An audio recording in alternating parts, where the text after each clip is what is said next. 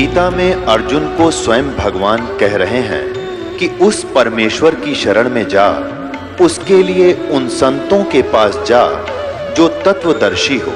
इसी प्रकार हजरत मोहम्मद को उनका अल्लाह कह रहा है कि कोई और पूर्ण परमात्मा है।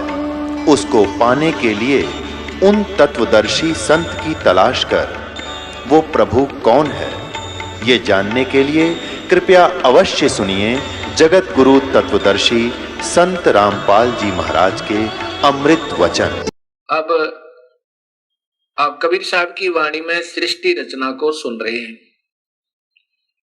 और साथ में गरीबदास जी उसका प्रमाण दे रहे हैं कि मैंने भी आंखों देखा उस कबीर परमात्मा की रजा है। और वही मैं आपको बता रहा हूं कबीर परमात्मा की ही रजा से। अब गरीबदास जी बता रहे हैं, पीर पैगंबर कुतुब ओलिया सुर नर मुनि जन ज्ञानी, इत्या को तोरा ना पाया चमके बंधे प्राणी। ये पीर पैगंबर कुतुब ओलिया ये तो मुसलमानों के अंदर कहा जाता है और उन्हीं को सुर नर मुनिजन ज्ञानी,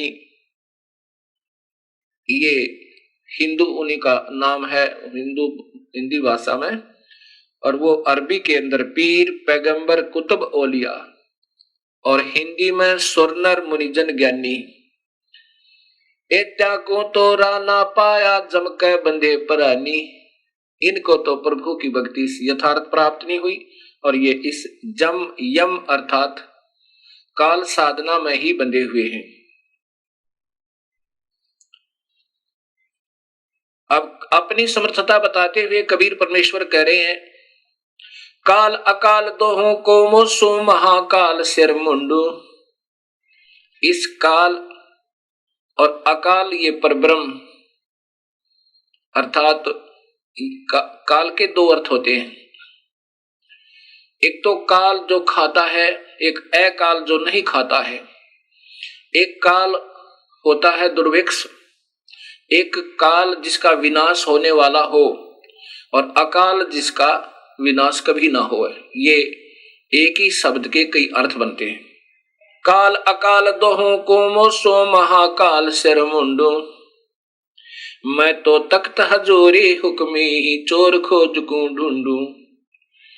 कबीर साहब कहते हैं, हम ब्रह्मा विष्णु महेश को बुरा नहीं बताते और इनके बस की बात नहीं बेचारों की। ये तो ये काल यही महाकाल रूप में अपने 21वें ब्रह्मांड में रहता है। इन और ये दूसरे रूप में हर ब्रह्मांड के अंदर ब्रह्मलोक में भी यही रहता है। काल अकाल दोहों को मोसो महाकाल शर मुंडो, मैं तो तख्त हजूरी हुक्मी ही चोर खोज को ढूंढू।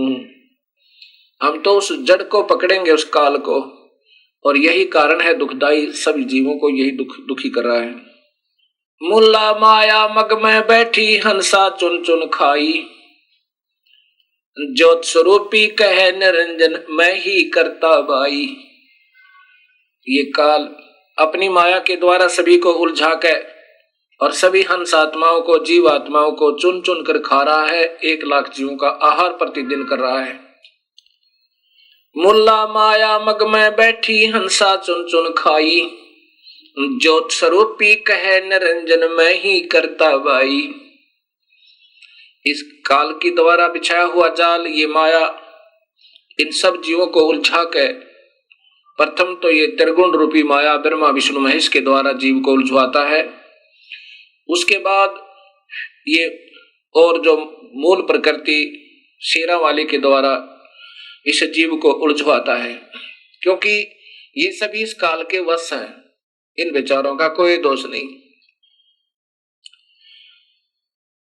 ये ज्योत स्वरूपी कहे निरंजन मैं ही करता बाई, ये अनजान आत्माओं को के ऊपर प्रभु बना हुआ है, लेकिन ये प्रभु नहीं है। ये स्वयं भी कहता है गीता जी के 15वें अध्याय के 16, 17 और 18 श्लोक में। 16 श्लोक में लिखा है कि 2 भगवान हैं, क्षर ये ब्रह्म, क्षर पुरुष, और अक्षर पुरुष ये परब्रह्म। इसी प्रकार दोष तिथि जीव की है। ये जीव रूप में तो अविनाशी है, और ये स्थूल शरीर के अंदर नाशवान है, चाहे ब्रह्मा बना है, चाहे विष्णु बना है, चाहे शिव बना है, और चाहे कोई राजा बना है या रंक बना है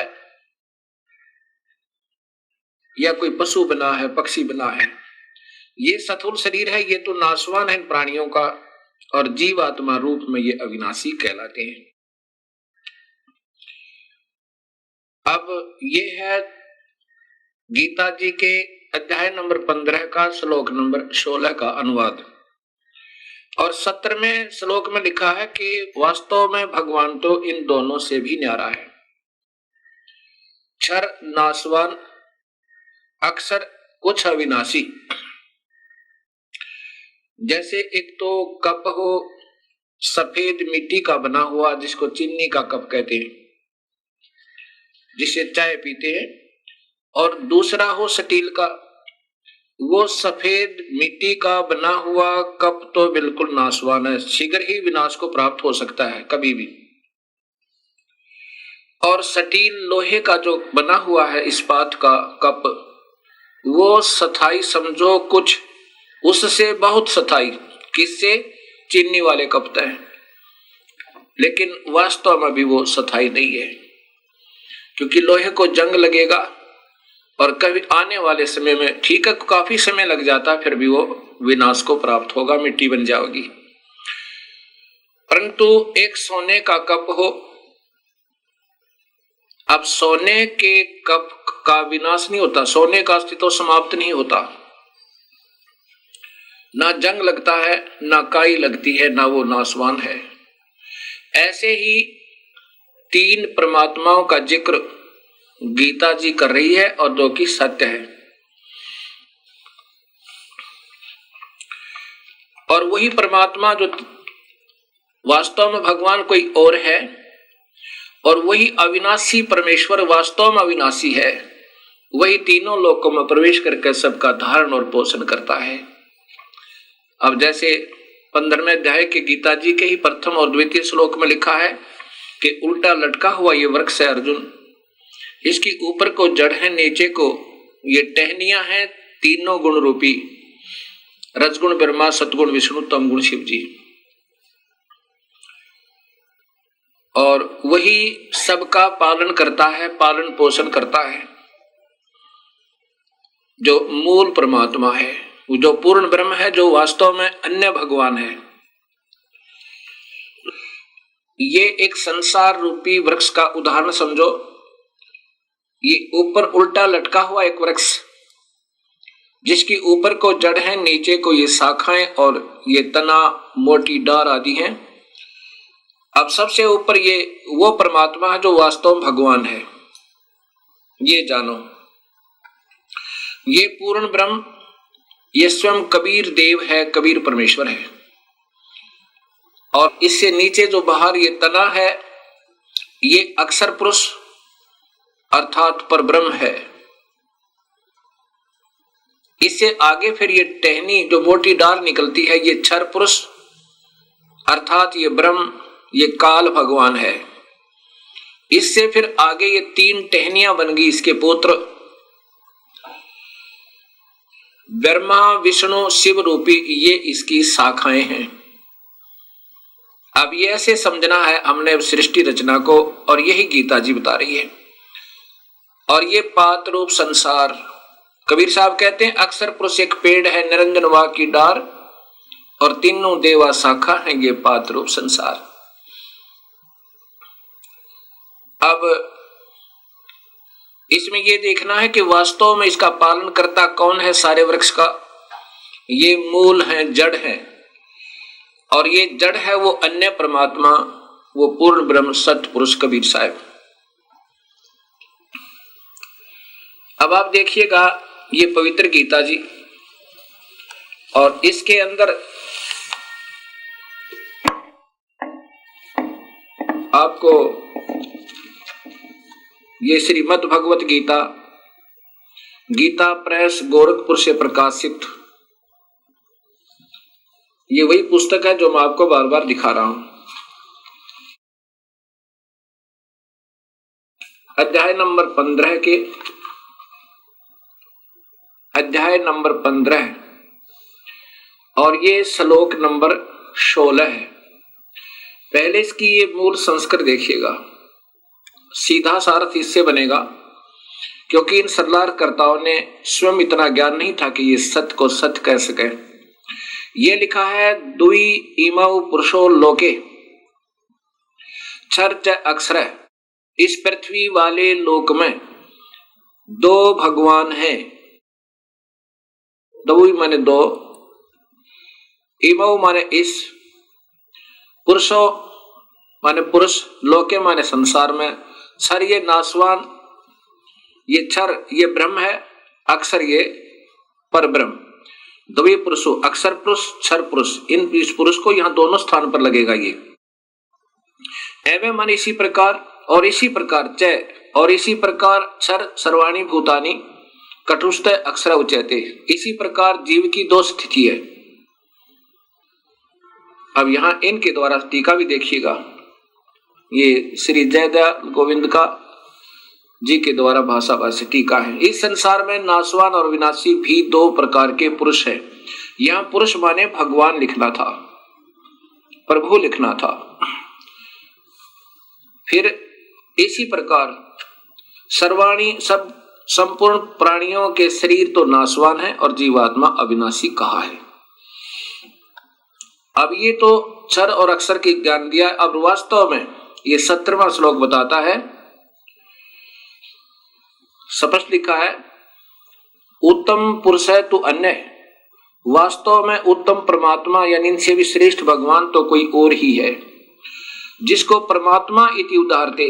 इस पुरुष का अर्थ भी यही दे दिया कि वो पुरुष, वो वास्तव में भगवान परमात्मा है, इस प्रकार कहा जाता है। और वही अवम ईश्वरम, वही अविनाशी परमेश्वर इन तीन त्रिलोक में, इन तीनों लोकों में भी प्रवेश करके, अविश्वय माने प्रवेश करके, विभर्ति माने सबका पालन पोषण करता है, वो अन्य भगवान। अब इन्होंने कैसे किया है ये भी देखिएगा।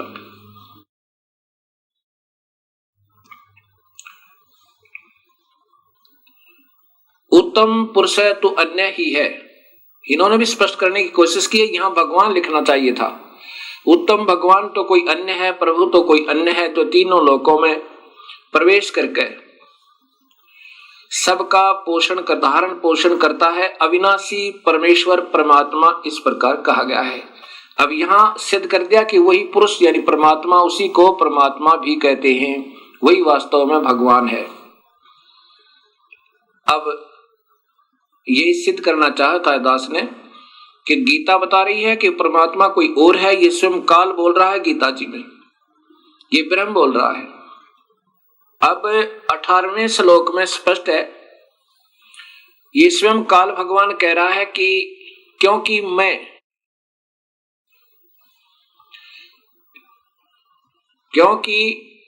मैं नाशवान जड़ क्षेत्र से तो सर्वथा अतीत हूं और अविनाशी जीव आत्मा से भी उत्तम हूं, इसलिए लोक में और वेद में पुरुषोत्तम नाम से प्रसिद्ध हूं। क्या बताना चाहा है, यही मैं आपको बताना चाहता था। लोक वेद क्या है? सुना सुनाया ज्ञान लोक वेद कहलाता है। अब ये ब्रह्म भगवान क्षर पुरुष अर्थात काल भगवान स्वयं स्वीकार कर रहा है कि मुझे तो केवल इसलिए भगवान कहते हैं, पुरुषोत्तम कहते हैं कि मैं इस जीव आत्मा से जो मेरे अंतर्गत है, मेरे ब्रह्मांड में 21 ब्रह्मांडों में है, वो चाहे जीव रूप में है, जीवात्मा रूप में, चाहे वो स्थूल शरीर में देव हैं, महादेव हैं, चाहे ब्रह्मा विष्णु महेश हैं, चाहे राजा है, चाहे रंक है, ये जितने मेरे अंतर्गत प्राणी हैं, इनके ऊपर मैं प्रभु हूं, इनसे तगड़ा हूं, इसलिए मुझे पुरुषोत्तम कहते हैं। ये लोक वेद का अर्थ होता है कि सुने सुनाई कथाओं के आधार पर, जैसे किसी क्षेत्र में किसी की पूजा है, किसी क्षेत्र में किसी देव की पूजा है, कोई किसी प्रकार साधना कर रहा है, कोई किसी प्रकार साधना कर रहा है। इन साधनाओं को लोक वेद कहते हैं, जो शास्त्रों के विरुद्ध है, जिसका शास्त्रों में प्रमाण नहीं है, या ज्ञान है तो वेदों के आधार पर ज्ञान है। जैसा ऋषियों को ज्ञान हुआ कि ब्रह्म ही सर्वशक्तिमान है, उनकी अपनी सोच थी। या वेद में ऐसा नहीं है, ना गीता में ऐसा है। इन्होंने ही इस ब्रह्म को पूर्ण सर्वशक्तिमान मान के और लोक वेद बना दिए अपनी कथाओं के आधार पर। इसको सर्वस्वा सर्वशक्तिमान, जैसे ब्रह्मा विष्णु महेश को अजर अमर अजन्मा, इनके कोई माता पिता नहीं, ऐसा बना दिया। ये लोक वेद था, ये शास्त्र में प्रमाण नहीं था। शास्त्र को पढ़ा भी, लेकिन ना समझने के कारण जो लोक वेद बन गया। ऐसे कहा कि मैं तो केवल लोक वेद के आधार पर पुरुषोत्तम कहलाता हूं, क्योंकि ऋषियों को पूर्ण ज्ञान नहीं हो पाया। वेद भी पढ़े और उसमें पूर्ण परमात्मा के महत्व जैसा ही इस ब्रह्म को जानकर इसकी ही साधना ओम नाम के जाप से करते रहे।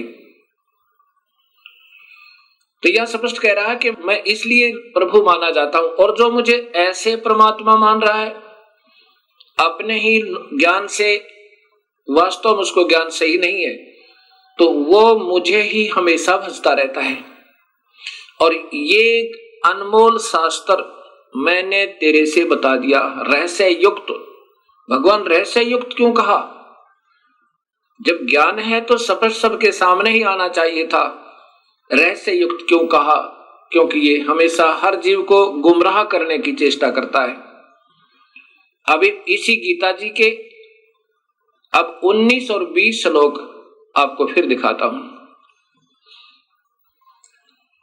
ये गीता अध्याय नंबर 15 है, श्लोक नंबर 19।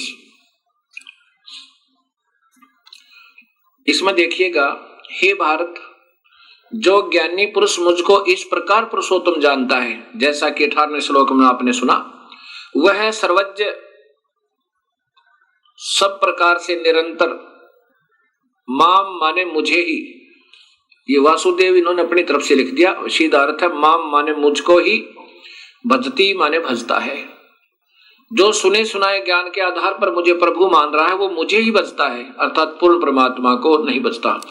अब 20वां श्लोक देखिएगा, ये इस अध्याय का अंतिम श्लोक है। हे निष्पाप अर्जुन, इस प्रकार यह अति रहस्य युक्त गोपनीय शास्त्र मेरे द्वारा कहा गया, इसको तत्व से जानकर ज्ञानवान और कृतार्थ हो जाता है। अब जो सच्चाई मैंने बता दी, ये काल भगवान कह रहा है। इस प्रकार जो सही समझ जाएगा कि मैं परमात्मा नहीं हूं और वास्तव में प्रभु कोई और है, ऐसे जो समझ जाता है ये गुप्त से गुप्त ज्ञान, रहस्यमय ज्ञान को, तो वो फिर समझो पूर्ण ज्ञानी हो गया। और फिर वही अपने हिसाब से साधना करता है। अब इसी गीता जी के 15वें अध्याय का प्रथम और द्वितीय श्लोक ये स्पष्ट करता है कि उल्टा लटका हुआ वृक्ष, ये देखिएगा, यही पंचोदश अध्याय चल रहा है, 15वां अध्याय, ये ऊपर देखिएगा, अथ पंचदशो अध्याय, इसमें प्रथम और द्वितीय श्लोक में लिखा है, ऊर्ध्वम मूलम अधः शाखा अश्वत्थम प्राहु अयम छंदासी अस्य प्राणी प्रणानी ये तम वेद सह वेदवितः। ये उल्टा लटका हुआ, ऊर्ध्वमूलम माने ऊपर को जड़ वाला, अधः माने नीचे को शाखाएं वाला, ये मजबूत एक वृक्ष कहा है, संसार रूपी वृक्ष समझो। और छंदासी अस्य प्रणानी, अर्थात इसके वेद आदि भी इसी का गुणगान करते हैं। और उस तम माने उस अज्ञान अंधेरे में छुपे हुए उस परमेश्वर के, वेद माने ज्ञान को जो सही जान लेता, स वेदवित है, वेदवित वह वास्तव में ज्ञानी है। अब ये तो सीधा सा बना है, आगे देखिएगा श्लोक नंबर 2। श्लोक नंबर 2 इसमें लिखा कि इस वृक्ष की तीनों गुण प्रमदा, उस वृक्ष की, ये देखो उस संसार वृक्ष की तीनों गुण रूप रजगुण ब्रह्मा, सतगुण विष्णु, तमगुण शिव जी।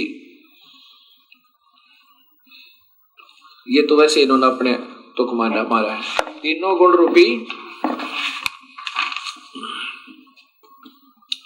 विषय पर वाला शाखा, विषय विकारों की ये शाखाएं, तीनों गुण रूपी विषय विचारों की शाखाएं अधः माने नीचे और ऊर्ध्व माने ऊपर सर्वत्र फैली हुई है।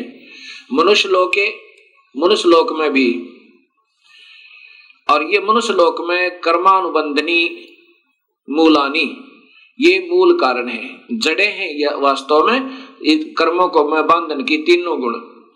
मूलानी नीचे और ऊपर सभी लोकों में व्याप्त हैं। अब क्या हुआ कि ये तीन गुण रूपी सतगुण विष्णु और तमगुण शिवजी रूपी ये तीनों शाखाएं इस मनुष्य लोक में इन जीवों को कर्मानुबंधनी मूलानी, कर्मों में बांधने की मूल है, कारण जड़ है। अब इस प्रकार इस गीता जी के ज्ञान को हम समझ के और फिर आगे चलेंगे, तब हम इसको सही ढंग से समझ पाएंगे। क्या बताया?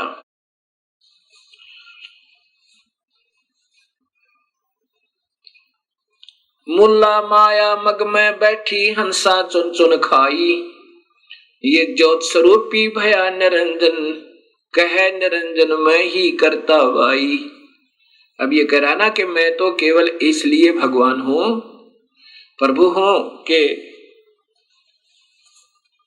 इस जीवात्मा से तथा ये सथुर शरीर में प्राणियों से उत्तम हूं। तो यहां कहते हैं मुल्ला माया मग में बैठी हंसा चुन चुन खाई, ज्योत स्वरूपी बया निरंजन मैं ही करता भाई।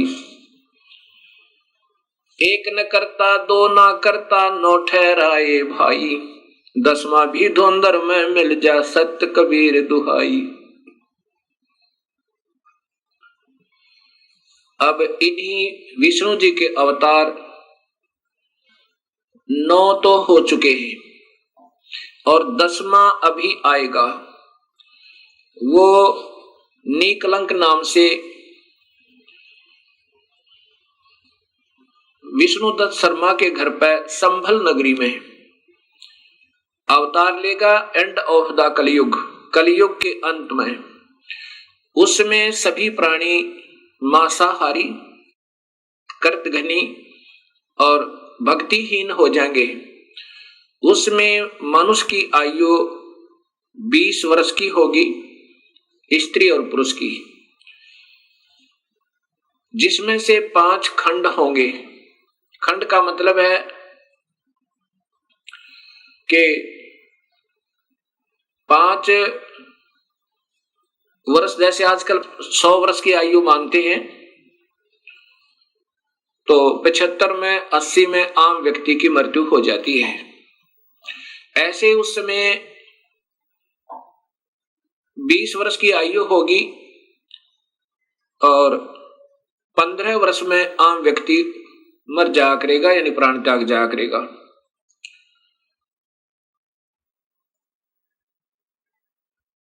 उसमें 5 वर्ष की लड़की के बच्चे उत्पन्न होने प्रारंभ हो जाएंगे और कुल कद जो है, हाइट मानव की ज्यादा से ज्यादा 1.5 या 2 फुट होगी। ऐसे बिल बना करके रहा करेंगे, सब मांसाहारी होंगे। उसमें पृथ्वी के अंदर उपजाऊ अंश नहीं रहेगा। उन कृतघ्नी प्राणियों को समाप्त करने के लिए ये काल अपना ही कोई वहां गण, जैसे 10वां अवतार कौन आएगा? ये राजा हरिश्चंद्र जो कलयुग में बड़े महान पुरुष हुए हैं, उन्होंने प्रभु के लिए अपने बच्चों को भी बेच दिया, अपनी पत्नी को भी बेच डाला, लेकिन अपना सत्य नहीं हारा। इस प्रकार अब वो उस समय की हुई अच्छी साधना के आधार पर स्वर्ग में है और फिर स्वर्ग भोग के उसी को फिर ये 10वां अवतार बना के ये काल भेजेगा, फिर उसके कर्म बिगड़वा देगा। यहां पर वो सबको खत्म करेगा। जैसे परशुराम जी ने अक्षत्रियों को काट डाला, उसको शक्ति दे दी काल ने, और ऐसे ही महाभारत का जब युद्ध करवाना था अर्जुन को शक्ति दे दी काल ने, और जब वो अनर्थ हो लिया फिर वो छीन ली और फिर वो अर्जुन बिल्लों ने पीटा और वो गांडीव धनुष नहीं चला उससे। तब वो स्वयं अर्जुन कहता है कि मेरे को भगवान कृष्ण ने छल लिया, युद्ध करवाना था तब तो शक्ति दे दी, अब मेरे से ये धनुष नहीं चल रहा।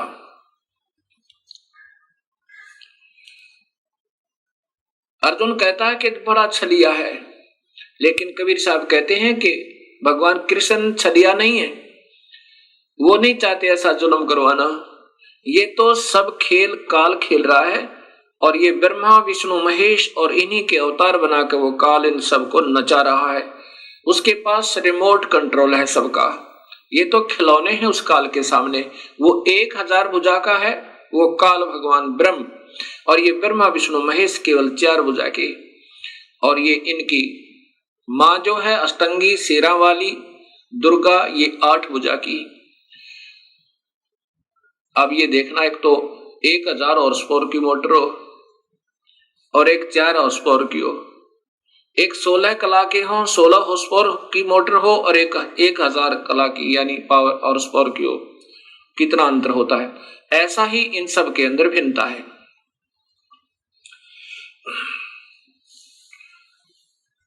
तो इस प्रकार ये काल सभी को नचा रहा है, और वो 10वां जो अवतार आएगा राजा हरिश्चंद्र, यहां इन सब कर्तघनी प्राणियों को मार डालेगा, और वहां जितनी हत्या वो करेगा उसके पाप कर्मों को उसकी ही अकाउंट में लिख दिया जाएगा।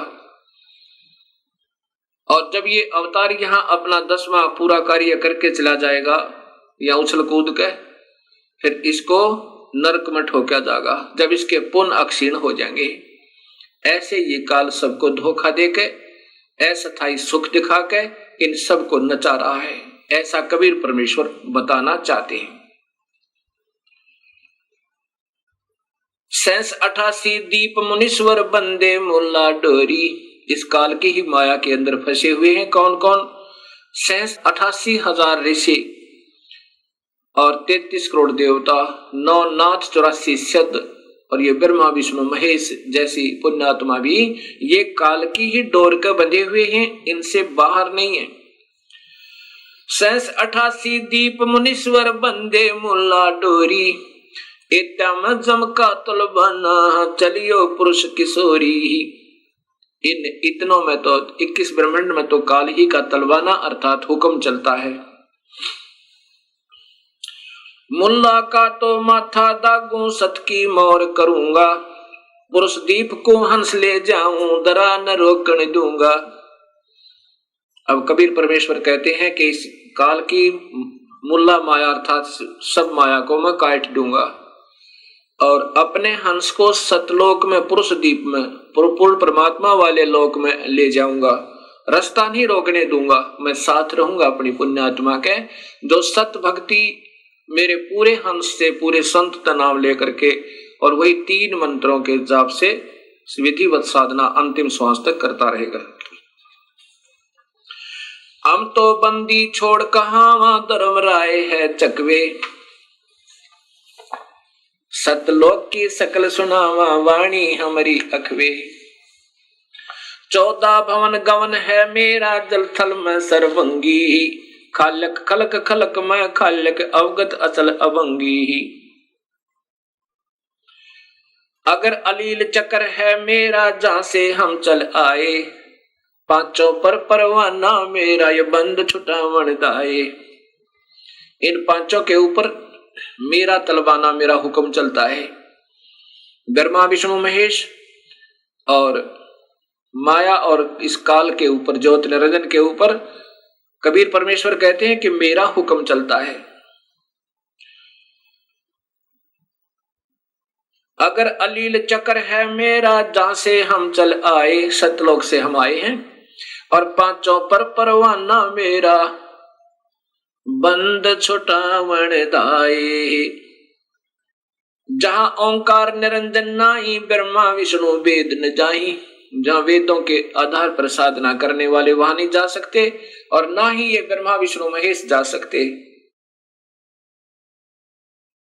जहां ओंकार निरंजन नाही, ब्रह्मा विष्णु वेद न जाही। जहां करता ने जन भगवाना, काया माया पिंड ने पराना।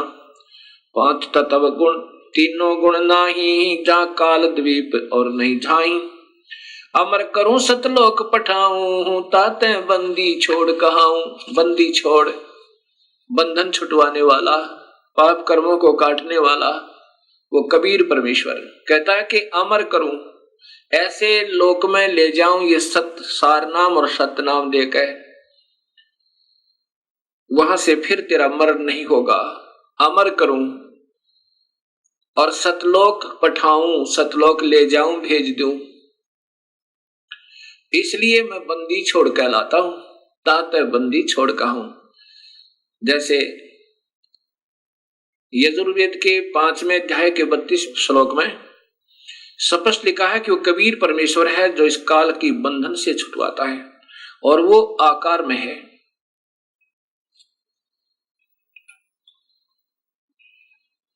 अब कबीर साहब कह रहे हैं कि अमर करूं सतलोक पठाऊं, ताते बंदी छोड़ कहाऊं। बंदी छोड़ का अर्थ होता है बंधन से छुटवाने वाला, काल की कारागार से छुटवाने वाला। अब ऋग्वेद आपको बताएगा कि वो बंदी छोड़ कौन है, ये आपके यजुर्वेद बताएगा। ये यजुर्वेद आपको दिखाते हैं।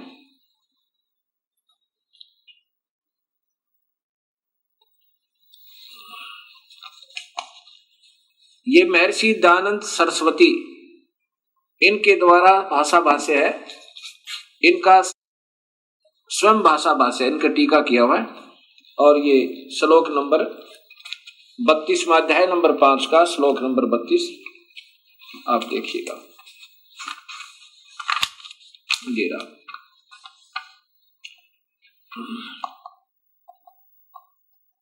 ये देखिएगा, ये है श्लोक नंबर 32 अध्याय नंबर 5 पंचमो अध्याय और श्लोक नंबर 32। ये देखिएगा,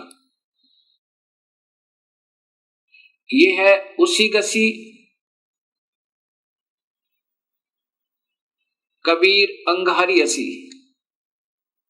बंबारी, बंबारी, बंबारी माने बंधनों का शत्रु। अवसरोसी दो वसवान सुधन्यो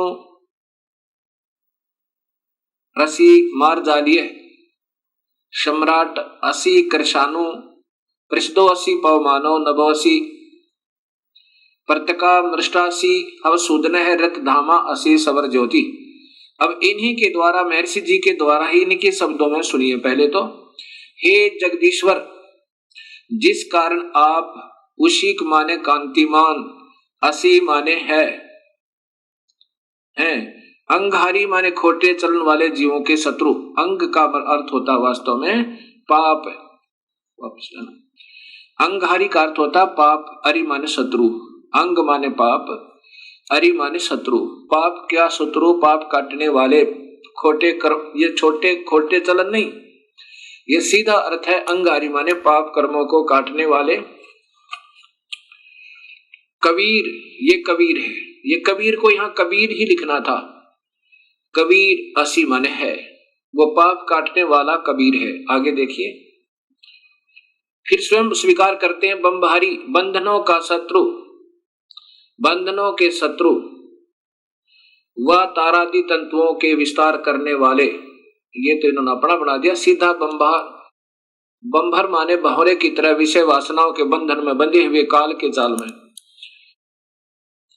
ये बंभारी माने बंधनों के शत्रु, बंभर माने बहरे की तरह बंधे हुए बंधनों में, विषय वासनाओं के बंधनों में। उनको काट के इस काल की कैद से छुड़ाने वाले ये परमात्मा कबीर है। कौन है? वो कबीर है। और वो कहाँ रहता है? ये देखो, वो रत धामा, ये स्वयं कहते हैं वो सत धाम युक्त, असी माने है, वो सतलोक में रहता है। अब यहां फिर ऊपर देखना, ये मूल संस्कृत सीधा अर्थ लिखा है कि उसी गसी कबीर, ये स्पष्ट कबीर शब्द है।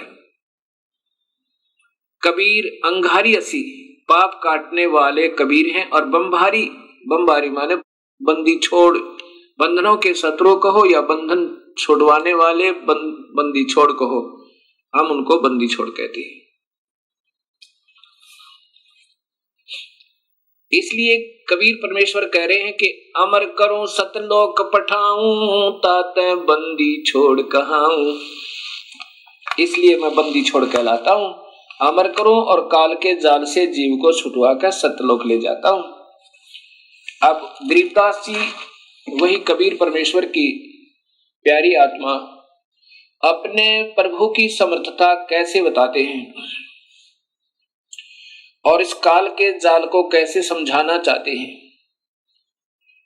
अब क्या बताते हैं? माया अर्थात ये प्रकृति देवी, और इसके काल के वश होकर ये और ये काल दोनों अपने ही प्राणियों को अपने आप ही पैदा करके और स्वयं ही खाते हैं। माया आद निरंजन भाई, अपने जाए आप खाई। ब्रह्मा विष्णु महेश्वर चेला, ओहम सोहम का है खेला। ये ब्रह्मा विष्णु महेश, ये तीनों इसी के अधीन है, ये बेचारे इस काल के वश हैं। और ये ओम सोहम का है खेला। ओम ये माया है और ये काया समझो, और इसमें जीव इस काया के अंदर इन्होंने फंसा रखा है। शिखर सुन में धर्म अन्यायी, जिन शक्ति डायन मैल पठाई। शिखर सुन में ये धर्म, ये काल अन्यायी कहा है कि इसने किसी को भी सत्य नहीं बता रखा, सबको धोखे में देकर रखता है। अभी आप देखिएगा ये 21 ब्रह्मांड का चित्र, ये शिखर शून्य में, यहां देखो ये 21 ब्रह्मांड का, इस काल के ब्रह्मांडों का चित्र है। ये ज्योत निरंजन काल ब्रह्म के 21 ब्रह्मांड का लघु चित्र। ये काल यहां बैठा है, ये एक महाब्रह्मांड में, इसने 4 महाब्रह्मांड बना रखे हैं काल ने, और इसमें 5 ब्रह्मांड का एक ग्रुप बना रखा है, एक समूह बना रखा है। इनमें सभी प्राणियों को नचा रहा है, और स्वयं ये 21वें ब्रह्मांड में, स्वयं शिखर में, सबसे ऊपर चोटी में ये काल निरंजन अपने निज लोक में रहता है। और यहाँ पर ये तपस्विला है, ये सब्जियों को भून कर खाता है। ये नकली लोक बना रखे हैं इसने, सतलोक की नकल करके। और यहाँ पर वो 12 दूतों को रखता है, जहां पर अपने नकली दूत बनाकर, संत बनाकर भेजता है, जो सब शास्त्र विरुद्ध साधना बताते रहते हैं। शिखर सोन में धर्म अन्यायी, युग काल अन्यायी, जिन शक्ति डायन मैल पठाई। यहाँ पर अपनी शक्ति से, इस देवी से सभी ब्रह्मांडों में स्वयं ही एक एक ब्रह्मलोक बनाकर और वहां सबको नचा रहा है, और ब्रह्मा विष्णु महेश की उत्पत्ति करता रहता है। शिखर सोन में धर्म अन्यायी, जिन शक्ति डायन मैल पठाई। लाख गिरा से नित उठ दूती, माया आद तकत की कुती। इस काल भगवान को कबीर परमात्मा बहुत बुरे शब्दों से लताड़ रहा है कि ये नीच आत्मा इन सबको धोखा देकर ले आया यहाँ पे, झूठे लालच में। अभी इनको सब झूठे लालच में ही लगा रहा है। 1.25 लाख घड़िए नत भांडे, हंसा उत्पत्ति पर ले डंडे। होय होय, 1.25 लाख रोजाना 1 लाख को तो रोज खाता है ये काल, मानव शरीरधारी प्राणियों को, और 1.25 लाख की उत्पत्ति करता है। लाख गिरा सैन्यत उठ दूती, माया आद तकत की कुती। यानी वहां से इसने गंदा कर्म किया, कुत्तों जैसा व्यवहार किया इस लड़की के साथ, इसलिए काल को वहां से निकाल दिया। और फिर कहा कि ये 1,00,000 जीवों का रोज आहार करता है ये काल भगवान, जिसको ये नादान आत्मा सभी पूज रही हैं। और इसी के 3 पुत्र हैं, ब्रह्मा विष्णु महेश। 1,25,000 घड़िए नत भांडे, हंसा उत्पत्ति पर ले डंडे। 1,25,000 प्रतिदिन जीवों की उत्पत्ति करता है और 1,00,000 का आहार कर लेता है। ये भक्त आत्मा हंस आत्माओं को जन्म और मरण के दंड से दंडित करता रहता है। ये तीनों चेला बटपारी, सरजे पुरुषा सरजी नारी। खोखापुर में जीव भुलाए, शोपन बिस्त बैकुंठ बनाए। इस खोखापुर में इस काल का लोक दिखा तो ये सतलोक जैसा है, यानी उसकी नकल कर रखी है। और ये सब ऊपर से कवर, खोखा माने कवर, वो तो ठीक लगता है सही ओरिजिनल माल जैसा, लेकिन अंदर माल डुप्लीकेट है। कीड़ी कुंजर और अवतारा, हरहट डोर बंधे कई बारा। ये अरहट का कुआ लोई, यागल बंधा है सब कोई। ये अरहट माने रहट का, एक रहट होता है एक कुएं के अंदर वेल, और उसमें एक चैन लगा करके एक पुली पर एक सर्कुलर लोहे का एक घेरा होता है, और उसके ऊपर बाल्टियां बकेट्स वो जड़ दी जाती है उस चैन के ऊपर, और फिर उसको बैल से चलाया करते थे कोल्हू की तरह। और फिर वो नीचे से बाल्टियां भरकर आती थी, ऊपर खाली हो जाती थी, फिर नीचे से भरकर आती थी, ऊपर खाली हो जाती थी। ऐसे ही ये भक्त आत्मा नीचे अपने पुण्य और पाप इकट्ठे करते हैं, ऊपर स्वर्ग के अंदर जाकर के उनको स्वर्ग और नरक में उन दोनों को खाली करके फिर 84 लाख जोनियों के कष्ट को फिर उठाते रहते हैं।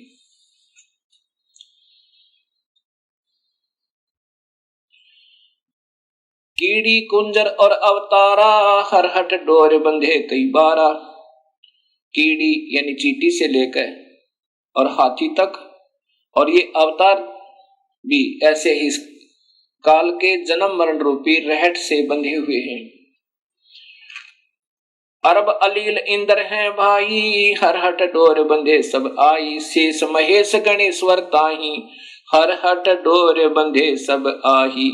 ये शेष महेश ये गणेश्वर ये भी सब जन्म मरण के अंदर ही हैं, ब्रह्मा विष्णु महेश भी। शुक्रादिक ब्रह्मादिक देवा, हरहट डोर बंधे सब खेवा।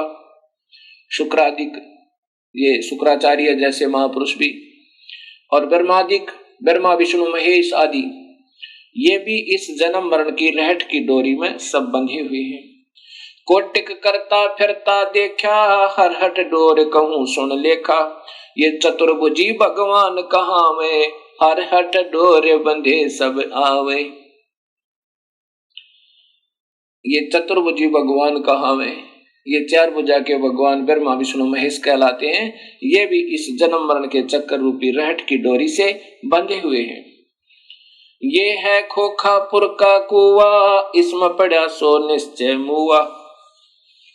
ये वो बहुत ही निम्न सत्र का स्थान है, इसमें जो भी हो गया पैदा हो गया वो मरेगा, और मर गया उसका जन्म अवश्य होगा। ये सृष्टि रचना कबीर परमात्मा ने स्वयं सुनाई और साथ में सभी शास्त्रों में। अब काल का प्रमाण आप स्वयं देखिए गीता जी के अंदर। ये ब्रह्म काल सत्पुरुष स्वयं अपने आप को कहता है कि मैं काल हूं।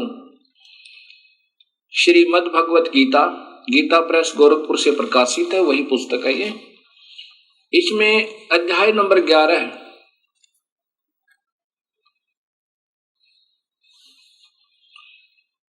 के श्लोक नंबर 31 में, ये 32 है और 31 में अर्जुन पूछ रहा है कि मुझे हे भगवान, हे उग्र रूप वाले, जब इन्होंने विराट रूप दिखाया, 1000 भुजा का, 1000 आंखें आदि आदि, तो अर्जुन पूछ रहा है कि मुझे बतलाइए आप उग्र रूप वाले कौन हैं? हे देवों में श्रेष्ठ, आपको नमस्कार हो, प्रसन्न होइए। आधम का अर्थ होता है यम माने आदि माने पुराना, यम माने काल। हे वास्तव में काल रूप, इन्होंने आदि पुरुष लिखा। भवंत, आपको विशेष रूप से जानना चाहता हूं, क्योंकि आपकी प्रवृत्ति को नहीं जानता। अब देखो, अर्जुन पूछ रहा कि आप कौन हैं, तो स्वयं ये ब्रह्म कहता है। श्री भगवान वाच, नीचे देखिए, अर्जुन के पूछने पर श्री भगवान बोले, हे अर्जुन, मैं लोगों, ये 32वां श्लोक है, ये देखिएगा, ये 32वां श्लोक है। लोगों का नाश करने वाला बड़ा हुआ काल हूं। ये तो बड़ा चढ़ा के लिखते हैं, काल है, महाकाल लिख दिया, मैं काल हूं। इसमें इन लोगों को नष्ट करने के लिए प्रवृत्त हुआ हूं। ये जो प्रतिपक्ष की सेना में स्थित योद्धा लोग हैं, ये तेरे मारे बिना भी, ये देखिएगा कि जितने वे सब तेरे मारे बिना भी नहीं रहेंगे, इन सब का नाश हो जाएगा। अब यहां फिर देखिएगा, ये कहते हैं कि मैं अब प्रवृत्त हुआ हूं। प्रवृत्त हुआ हूं मतलब मैं प्रकट हुआ हूं, ये स्वयं कहते हैं। फिर देखना, लोगों का विनाश करने वाला, लोगों को विनाश करने वाला बढ़ा हुआ काल हूं। स्वयं स्वीकृति दे रहे हैं कि मैं काल हूं, इसमें इन लोगों को नष्ट करने के लिए प्रवृत्त हुआ हूं। अर्थात प्रवृत्त हुआ हूं क्यों कहा? क्योंकि भगवान श्री कृष्ण नहीं थे, अपनी सिद्धि से काल श्री कृष्ण जी के शरीर में प्रवेश कर गया, और जो प्रतिपक्ष की सेना में स्थित योद्धा लोग हैं, ये तेरे मारे बिना भी मैं मर जाएंगे, मैं इनको खत्म कर दूंगा। अब आप देखिएगा, ये विष्णु महापुराण, इसमें स्वयं स्वीकृति दी है कि विष्णु का, अर्थात ये काल ही महाविष्णु, महाब्रह्मा, महाशिव रूप में ये डबल रोल करता है, स्वयं ही रोल करता है। गीता प्रेस गोरखपुर से प्रकाशित श्री विष्णु महापुराण, श्री विष्णु पुराण, इसके अंदर देखिए, ये संस्कृत भी साथ है, यहां से देखिएगा।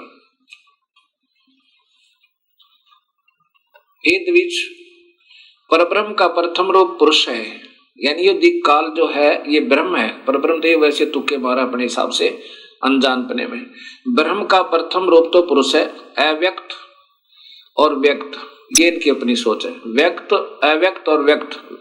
अव्यक्त माने ये प्रगट आकार में नहीं आता, और व्यक्त व्यक्तिगत रूप यानी प्रगट होकर ये ब्रह्म लोक में रहता है, चतुर्भुज रूप में, महाब्रह्मा महाविष्णु रूप में, उसके अन्य रूप है। अव्यक्त माने निराकार, व्यक्त आकार। अव्यक्त ये किसी के सामने नहीं आता अपने वास्तविक काल रूप में, ये वहां 21वें ब्रह्मांड में आकार में ही रहता है। और यहाँ व्यक्त महाब्रह्मा महाविष्णु महाशिव रूप में, ब्रह्मलोक में व्यक्त रूप में, आकार रूप में रहता है, उसके अन्य रूप हैं। तथा काल उसका परम रूप है। असली रूप काल है, किसका? उस काल का, ज्योत स्वरूपी निरंजन का। अब यहां देखिएगा कि भगवान विष्णु जो व्यक्त अव्यक्त पुरुष काल रूप से स्थित होते हैं, व्यक्त,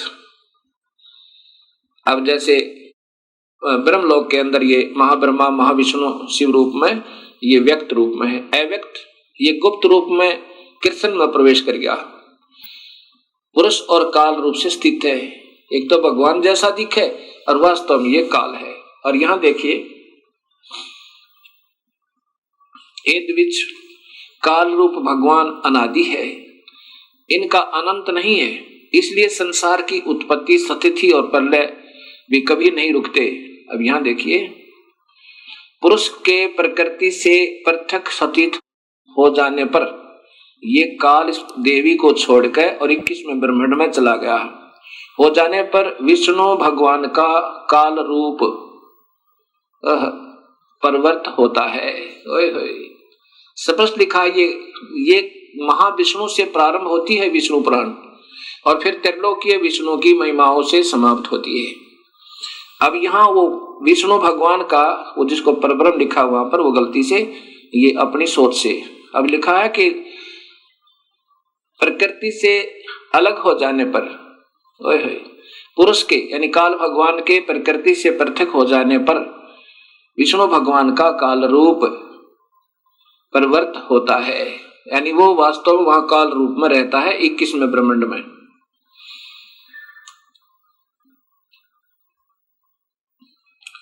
अब ये सामने देखिएगा एक ब्रह्मांड अंड का लघु चित्र,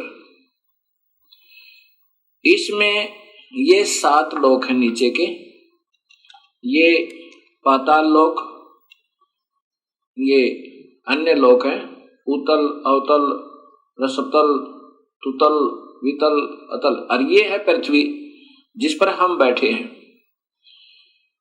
और ये इधर देखिएगा ये इंद्र लोक है, ये स्वर्ग और नरक लोक है, ये धर्मराय का लोक है जहां पर सब प्राणियों का लेखा जोखा होता है, जो यहाँ का एक न्यायाधीश नियुक्त किया गया है काल भगवान के द्वारा।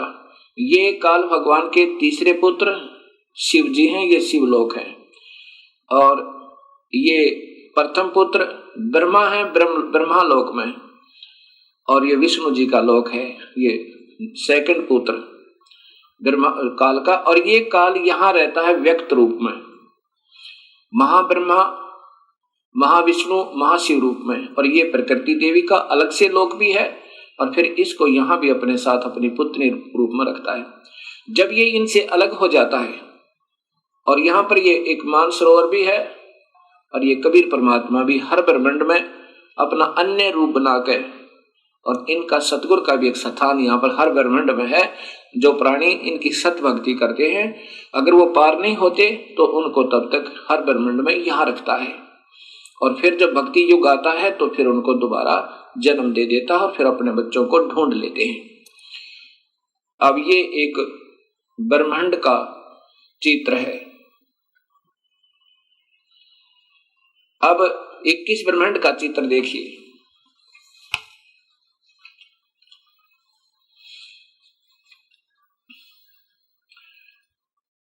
ये देखिए पूरा का पूरा। अब क्या कहा विष्णु पुराण में कि जब ये प्रकृति से भिन्न हो जाता है, हर ब्रह्मांड में अपने उत्पत्ति करके, ये एक ब्रह्मांड है, ये 5 महाब्रह्मांड का ग्रुप है, 5 ब्रह्मांड का, और एक महाब्रह्मांड बनाया हुआ इस काल ने।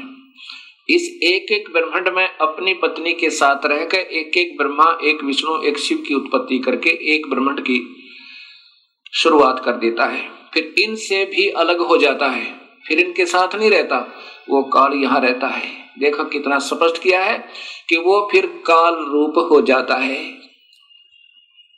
इस 21वें ब्रह्मांड में। तो यहाँ गरीबदास जी कहते हैं, शिखर सुन मधुरम अन्यायी जिन शक्ति दायन मैल पठाई। इसको छोड़ के प्रकृति से ये दबाव से काम लेता, जबरदस्ती बाई फोर्स। ऐसे ही सभी तीनों पुत्रों को रजगुण सतगुण तमगुण बनवा दिया। अब ये बेचारे क्या करें, जैसे मिर्च बन गई तो मिर्च का स्वभाव तो रहेगा ही, उसका क्या दोष बेचारी का। अब यहां देखिएगा कि आपको ऋग्वेद दिखाऊंगा, उसमें लिखा कि इस काल ने इन सभी 21 ब्रह्मांडों को ऐसे गोल आकार वृत्ताकार में सबको घेर कर, और उससे भी बाहर बैठा है, इनसे भी बाहर बैठा है, यहां बैठा है अतितिष्ठन, तो इनसे भी बाहर है, वृत्ताकार में गोलाकार में रोक के। अब ऋग्वेद दिखाता हूं सृष्टि रचना में। अब देखिएगा ये ऋग्वेद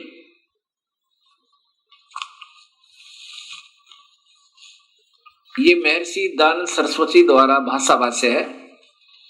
इन्होंने भी सत्य को छुपाते छुपाते भी नहीं छुपा पाए, क्योंकि इनको स्वयं ज्ञान नहीं था कि परमात्मा वास्तव में है कौन।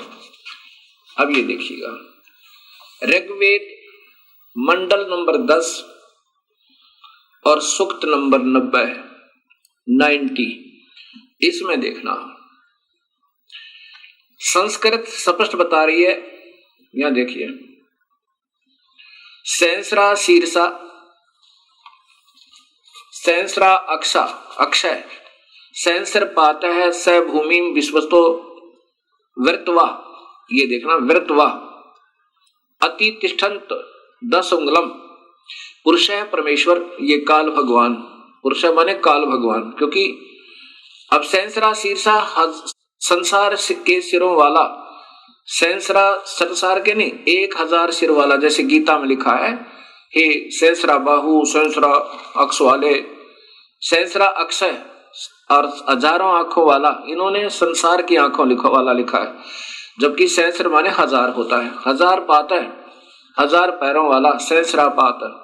अब मैं जो बताना चाहता हूं कि ये क्या लिखा है, स माने वह भूमि, इस भूमि वाले पृथ्वी वाले लोकों में प्रकृति को विश्वता माने सब और से वृत्वा, ये वृत्वा माने गोल आकार में घेर के 10 उंगलम, इन्होंने 10 इंद्रियों लिखा नहीं, 10 उंगल माने इन 10 इनसे बाहर, यानी अपने पूरे काबू में करना। 10 उंगलम में माने पूरे काबू में करके। अति तिष्ठत यानी इनसे भी बाहर बैठा है। अब ये संस्कार दिखाई आपको, अब ये दास बताएगा वास्तव में इनका क्या सरलास बनता है। और फिर आगे इन्होंने किया है, इन्होंने की भाषा में सुनिए पहले। अब दूसरा श्लोक, जो उत्पन्न हो चुका है और जो भविष्य में उत्पन्न होगा, होने वाला है, और जो वर्तमान में है वह सब पुरुष ही है, और अमृता मोक्ष का स्वामी है, जो प्रकृति से बढ़ता है उसका भी स्वामी है। अब देखो, ये परब्रह्म की महिमा है, वो ब्रह्म की महिमा थी। अब आगे देखिएगा, इन्होंने गोलमोल कर दिया। आगे देखो, एतावान इतनी ही इस पुरुष की जगत आदि विभूति है। स्पष्ट लिखा है कि एतावान इतनी ही इस पुरुष की महिमा अर्थात जगत आदि विभूति है, और पुरुष वह परमेश्वर तो यानी इस भगवान 1000 भुजा वाले थे, तो वह परमेश्वर तो स्वयं लिख रहे हैं इससे भी बड़ा है। देखो महर्षि दयानंद स्वयं 2 भगवान तो आप ही स्वीकार कर रहे हैं कि वो वास्तव में परमात्मा, पहले तो 1000 भुजा वाला भगवान, अब कहते हैं ये तो इतनी ही महिमा है उस भगवान की तो, लेकिन वो परमात्मा वह परमेश्वर अर्थात दूसरा कोई भगवान है वो इससे भी बड़ा है। हे मालिक, 2 भगवान स्वयं स्वीकार करते हैं और स्वयं कहते हैं भगवान है ही नहीं, निराकार है, एक ही प्रभु है, विश्व समस्त भूत जात इसका एक पैर है, एक पैर है, पाद है, इसके 3 पाद ज्ञान प्रकाश दिदिनी दिवी है, ये अमृतम अविनाशी है। अब ये ऋग्वेद मंडल नंबर 10 और सूक्त नंबर 90 स्वयं महर्षि दयानंद सरस्वती जी द्वारा भाषा भाष्य अर्थात इसका सरलार्थ है, और ये स्वयं ही प्रथम श्लोक में स्वीकार करते हैं कि परमेश्वर संसार के सिर वाला, सहस्रा शीर्षा 1000 सिर वाला, 1000 भुजा वाला, 1000 आंखों वाला, ये काल भगवान है। और इसका वास्तविक अर्थ ये बनता है, इस दास ने किया है कि पुरुष विराट रूप काल भगवान अर्थात क्षर पुरुष, 1 सहस्रा शीर्षा 1000 सिर वाला, 1000 आंखों वाला, 1000 पैरों वाला, वह काल भूमि मन पृथ्वी वाले 21 ब्रह्मांडों को विश्वस्ता माने सब औरतें, विश्वस्ता माने सब और से जबरदस्ती घेर के विश्वस्तः 10 उंगलम, 10 उंगलम माने बिल्कुल पूर्ण काबू करना, यानी 10 उंगलों के बीच में रख लेना, उसको पकड़ लेना, जकड़ लेना। 10 उंगलम का अर्थ ये है पूर्ण रूप से घेर के, वर्तवा यानी गोल आकार में घेर के, अतः तिष्ठत इससे भी बाहर उस काल लोक में ठहरा हुआ है। ये आपको अभी मैंने दिखाया था।